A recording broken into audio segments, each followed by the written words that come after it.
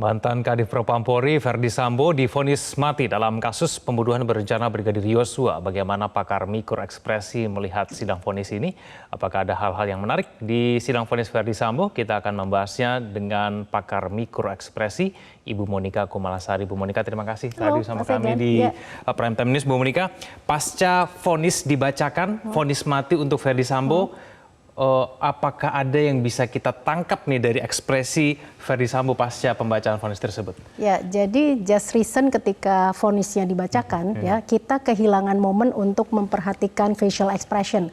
Padahal di situ emosi yang paling bersifat universal dan walaupun disembunyikan pun akan tampak, gitu ya. Tetapi yang bisa kita amati adalah dari breathing, dari nafasnya, ya.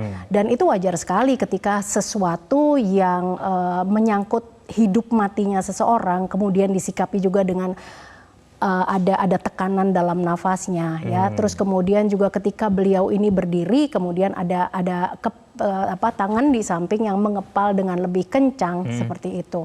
Nah, terus kemudian kita mengobservasi ketika beliau ini duduk begitu ya. Ini ada peningkatan dalam hal kedipan mata, ya. Kedipan mata yang meningkat itu suatu pertanda juga bahwa seseorang sedang berpikir keras, ya, atau ini juga adalah upaya ketika seseorang stres begitu. Nah, kemudian kalau kita lihat lagi ini sepanjang persidangan juga bahu yang naik. Nah, kalau seseorang yang sedang stres itu memang terlihat juga dari posturnya di daerah bahu seperti itu. Nah, kemudian kalau kita perhatikan lagi adalah ketika Verdi Sambo kemudian mendekat ke arah penasihat hukum, kuasa hukumnya, begitu ya. Nah, yang kita lihat di sini adalah berbeda mungkin dengan terdakwa yang lain adalah, nah, gerakan seperti ini tadi menempuk ini, ya, ini bukanlah suatu intimasi, tetapi ini adalah merupakan satu gestur yang biasanya ditunjukkan oleh politician atau seorang leader, gitu ya. Ini adalah beliau ini yang menepuk, ini adalah lebih superior daripada orang yang ditepuk, begitu ya. Nah, ini bisa mengindikasikan bahwa keputusan ini kan bukan secara tunggal Sambo, gitu ya, tetapi adalah merupakan keputusan bersama dengan para kuasa hukum, begitu. Jadi ya saling, ya. Terus kalau kita lihat bahwa tidak ada intimasi secara interpersonal, proximity seperti itu. Ya, ada kecewaan tidak yang mungkin terlihat? Ini kan pasti harapannya di bawah seumur hidup, ya, dari tuntutannya, Bu Monika, ya. Tapi ini malah kemudian di atas dari tuntutan jaksa. Kelihatan tidak ada kekecewaan begitu di ekspresi dari Verdi Sambo. Sayangnya adalah tadi ketika dibacakan itu adalah just reason yang muncul di wajah dan ternyata kita tidak mendapatkan data itu, gitu ya. Jadi kita tidak bisa menganalisa ketika dari ekspresi di wajah itu tidak nampak, dan juga ketika nampak pun, gitu ya, ini juga ada kendala juga ditutup masker. Tetapi seharusnya, gitu ya, kita bisa mengamati ada subtle expression, beragam ekspresi yang muncul pada saat itu, gitu ya.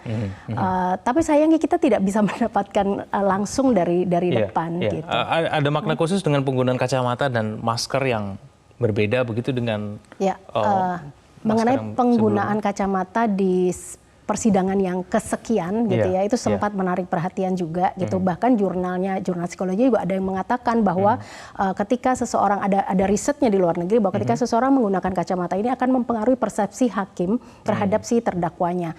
Nah, tetapi sayangnya ini adalah penelitian yang dilakukan di luar negeri. Sementara yang disebut dengan tadi body language dengan menggunakan manipulatif seperti kacamata dan lain-lain itu bersifat cultural base, ya.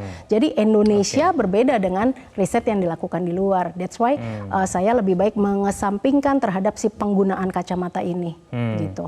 Kalau pada saat sebelum dia mendengarkan vonis tersebut nih, Bu Monika, ada perbedaan tidak sih? Tampak tidak sih perbedaan ketika ia sebelum dan kemudian setelah vonis dibacakan itu? Ya. Jadi ada perbedaan yang terlihat. Sebelumnya memang kedipan matanya juga meningkat, dari blinking rate-nya meningkat, kedipannya meningkat. Nah kemudian ketika sudah dibacakan memang lebih lagi meningkatnya gitu ya. Terus kemudian kita amati dari nafasnya dan sebagainya memang terlihat berbeda walaupun sangat smooth sekali. Nah kita sebenarnya bisa mengamati area di daerah dahi ini, terutama alis mata ya, untuk melihat kira-kira walaupun hanya sedikit ada emosi atau ekspresi apa sih, atau adakah kemarahan yang terlihat di sini gitu ya. Karena kalau kita lihat gesturnya dari postur dari seorang perwira seperti beliau ini ya seperti yang ditunjukkan dan masih melekat juga sebagai baseline beliau.